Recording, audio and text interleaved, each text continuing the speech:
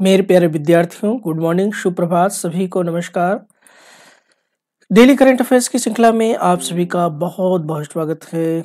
और ये current affairs की श्रृंखला आपके लिए बेहद महत्वपूर्ण श्रृंखला है। सबसे कम प्रश्नों का कलेक्शन है, लेकिन बेहद महत्वपूर्ण प्रश्नों को लेकर के हम आते हैं। तो आइए चलिए हम लोग आज की डेली करंट अफेयर्स श्रृंखला को डिस्कस करते हैं। तो पहला सवाल है, निम्न में से कौन सा हाई कोर्ट न्याय घड़ी स्थापित करने वाला देश का पहला हाई कोर्ट बन गया है? Gujarat high court, Delhi high court, Rajasthan high court, Allahabad high court. चलिए बताइएगा, कौन सा हाई कोर्ट न्यायिक घड़ी स्थापित करने वाला भारत का पहला हाई कोर्ट बन गया है? तो ये है भाई गुजरात हाई कोर्ट। तो आपको बता दूं कि गुजरात हाई कोर्ट न्याय घड़ी वाला बनाने वाला स्थापित करने वाला देश का पहला हाई कोर्ट बन गया है। और इसमें अदालत के परिसर के भीतर एक बाहरी डिस्प्ले एलईडी दीवार होगी, जो मामलों के निपटान और लंबित मामलों आदि को प्रदर्शित करता रहेगा। इस दौरान जस्टिस चंद्रचूड़ ने कहा कि प्रौद्योगिकी के उपयोग मानव हस्तक्षेप के बीच स्वस्थ संतुलन बनाए रखना जाना चाहिए और हमें समझना चाहिए कि प्रौद्योगिकी बदलाव सततधार है। इस प्रौद्योगिकी बदलाव के दौर में यह जो है न्यायिक घड़ी स्थापित की गई है। तो यह बेहद महत्वपूर्ण है। किस हाई कोर्ट को लेकर के? Gujarat high court. अगला सवाल है, हरियाणा सरकार ने इनमें से किसी राज्य महिला आयोग का अध्यक्ष नियुक्त किया है? सपना त्रिपाठी, आतिशी चोपड़ा, रेणु भाटिया, कोमल चौधरी। तो ये है कौन भाई? ये है रेणु भाटिया, जो कि हरियाणा महिला आयोग के राज्य महिला आयोग के अध्यक्ष हैं। जबकि राष्ट्रीय महिला आयोग के अध्यक्ष कौन है? रेखा सिंह। चलिए अगला सवाल देखिए, किस राज्य के पेंच टाइगर रिजर्व में सुपर मॉम एवं कॉलर वाली नाम से मशहूर 17 साल की बाघिन का निधन हो गया? किस नाम से? सुपर मॉम और कॉलर वाली। तमिलनाडु, मध्य प्रदेश, उत्तर प्रदेश, राजस्थान।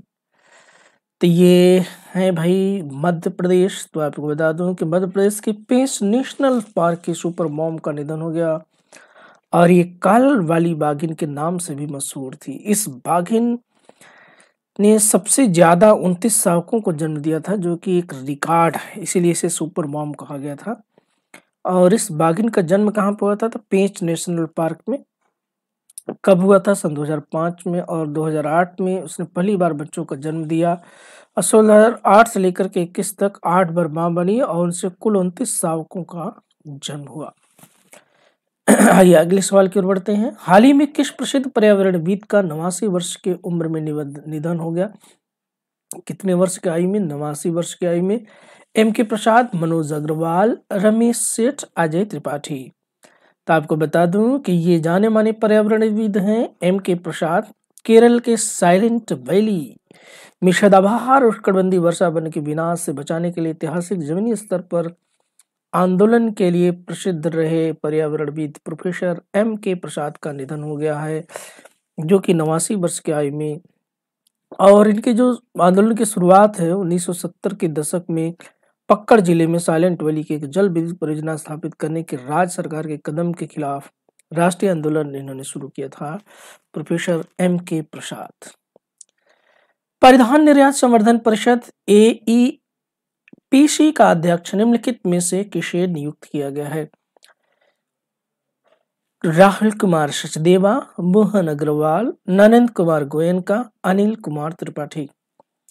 तो आपको बता दूं कि ये हैं नरेंद्र कुमार गोयनका।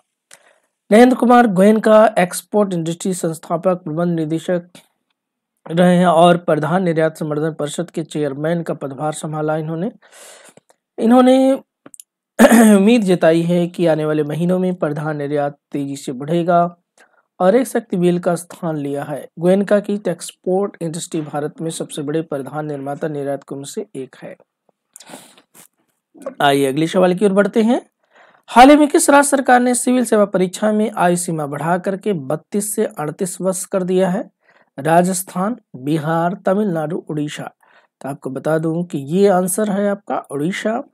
तो उड़ीसा के जो लोकसभा आयोग है उसने सिविल सेवा में 32 साल से 38 वर्ष की उम्र कर दी है। अब कैबिनेट की बैठक में इस फैसले पर मुहर लगाई है।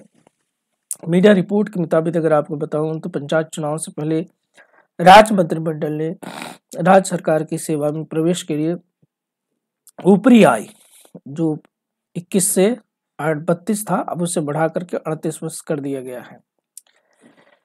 अगला सवाल है आपका, किस राज्य सरकार ने निजी क्षेत्र में स्थानीय निवासियों के लिए 75% नौकरियां आरक्षित की हैं? तो ये बिहार, हरियाणा, उत्तर प्रदेश, आरक्षण मिल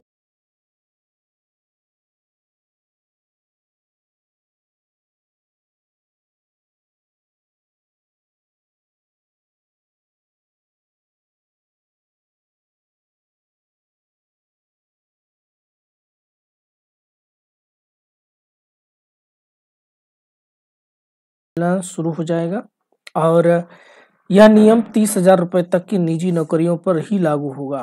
अर्थात जो 30,000 तक की नौकरियां होंगी इस हरियाणा में जितनी भी प्राइवेट कंपनियां हैं उन कंपनियों के लिए बाध्यता होगी कि वो 75% जॉब स्थानीय लोगों को या हरियाणा के ही लोगों को देंगे। चलिए अगले सवाल की ओर बढ़ते हैं। केंद्र सरकार ने 1 अक्टूबर 2022 से कितने एयरबैग अनिवार्य करने की प्रक्रिया शुरू कर दी है? तो आपको बता दूं कि ये जो है 1 अक्टूबर सन 2022 से 6 एयरबैग अनिवार्य प्रक्रिया शुरू कर दी है। भारत में बिकने वाली सभी कारों के लिए एयरबैग अनिवार्य कर दिए जाएंगे। हालांकि 1 जुलाई 2019 से चालक की सीट के लिए एयरबैग के नियम अनिवार्य कर दिया गया था और इस यात्री के लिए एक एयरबैग का नियम 1 जनवरी 2022 से लागू है। हालांकि कई भारतीय कारों में टॉप वेरिएंट में 6 एयरबैग हैं। अब सरकार ने न्यूनतम 6 एयरबैग की मंजूरी दी है।